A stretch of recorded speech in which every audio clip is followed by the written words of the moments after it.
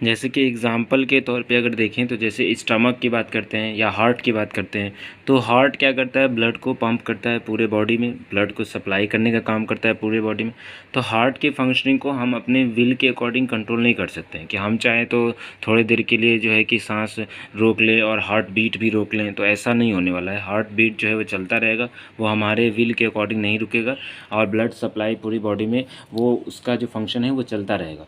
तो उसके फंक्शंस को कंट्रोल करने का जो काम है वो है ऑटोनॉमिक नर्वस सिस्टम का।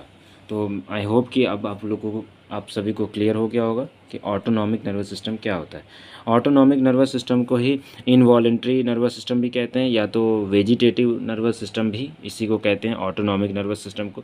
दूसरी तरफ पेरिफेरल नर्वस सिस्टम का दूसरा टाइप है somatic nervous system. Somatic nervous system जो होते हैं वो सोमैटिक फंक्शंस को परफॉर्म करता है, मतलब वो फंक्शंस जो हमारे विल के अकॉर्डिंग कंट्रोल होते हैं, जैसे हमारा हाथ का जो मूवमेंट होता है वो, उसके अलावा जो हमारे पैर के मूवमेंट्स होते हैं वो, हमारे लिप्स के जो मूवमेंट होते हैं, यानी कि जहाँ जहाँ स्केलेटल मसल्स मौजूद हैं वहाँ वहाँ जो कंट्रोलिंग पावर है वो किसके पास है, तो वो सोमैटिक नर्वस सिस्टम के पास है। सोमैटिक फंक्शंस को सोमैटिक नर्वस सिस्टम परफॉर्म करता है, जबकि वाइसरल फंक्शंस को ऑटोनॉमिक नर्वस सिस्टम परफॉर्म करता है।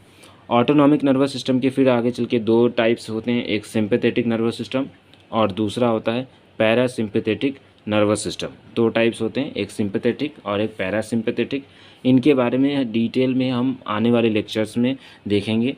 फ़िलहाल हम लोग जो है, जो मेन यूनिट है ब्रेन का, जो मेन यूनिट है पूरा नर्वस सिस्टम का, वो देखने जा रहे हैं। जैसे सेल जो होता है वो एक ऑर्गेनिज़म का, एक बॉडी का मेन यूनिट होता है, स्ट्रक्चरल यूनिट होता है, फंक्शनल यूनिट होता है। जैसे नेफ्रॉन जो होता है वो किडनी का फंक्शनल यूनिट होता है, उसी तरह से जो है कि हमारे ब्रेन का, हमारे नर्वस सिस्टम का भी जो यूनिट वाला पार्ट है, जो एकदम सबसे छोटा स्ट्रक्चरल और फंक्शनल पार्ट है, वो है न्यूरॉन। तो अभी जो है हम उसी के बारे में पढ़ने जा रहे हैं, न्यूरॉन के बारे में। तो सबसे पहला पॉइंट कि न्यूरॉन जो है स्ट्रक्चरल और फंक्शनल यूनिट है किसका, नर्वस सिस्टम का।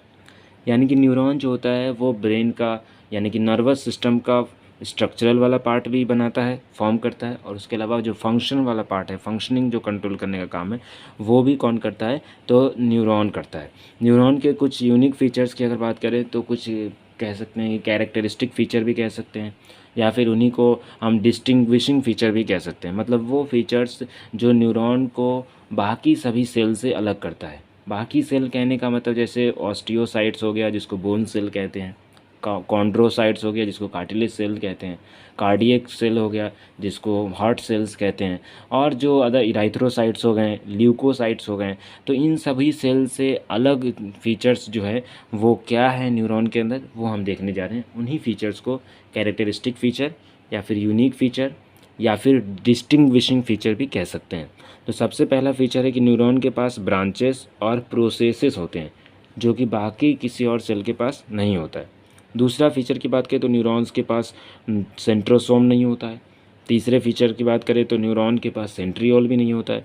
और चूंकि सेंट्रोसोम और सेंट्रियोल दोनों जो है सेल डिवीज़न में पार्टिसिपेट करते हैं, सेल डिवीज़न में जो है कि हेल्प करते हैं, तो चूंकि सेंट्रोसोम और सेंट्रियोल नहीं होगा तो न्यूरॉन जो है कि डिवाइड नहीं कर पाएगा, सेल डिवाइड जो है वो नहीं करेगा। इसका मतलब न्यूरॉन जो है कि वो डिवीज़न नहीं करता है, वो परमानेंट स्टेज में चला जाता है और सिर्फ फंक्शंस को परफॉर्म करता है, स्ट्रक्चरली काम करता है, फंक्शनली काम करता है। सेल का डिवीज़न नहीं होगा उसके अंदर, क्योंकि सेल के डिवीज़न के लिए जो चीज़ें चाहिए उनमें से एक सेंट्रोसोम और सेंट्रियोल दूसरा, वो दोनों मौजूद नहीं है, इसलिए ये सेल डिवीज़न नहीं करता है और ये सेल साइकिल को एग्जिट कर जाता है, परमानेंट स्टेज में चला जाता है।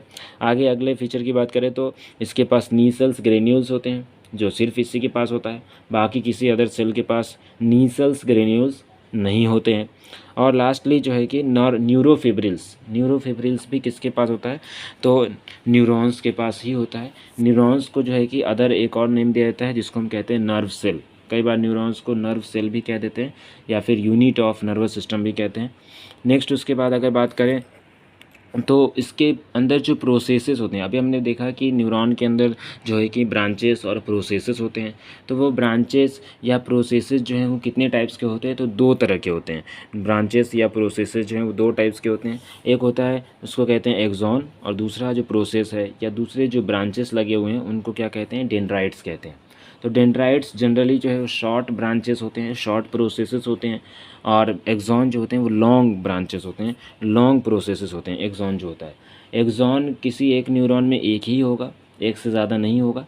जबकि डेंड्राइट की अगर बात करें तो डेंड्राइट जो है एक न्यूरॉन में कई सारे हो सकते हैं, बहुत सारे हो सकते हैं, लेकिन एक्सॉन हमेशा जब भी होगा तो एक ही होगा। आज के लिए इतना रहने देते हैं।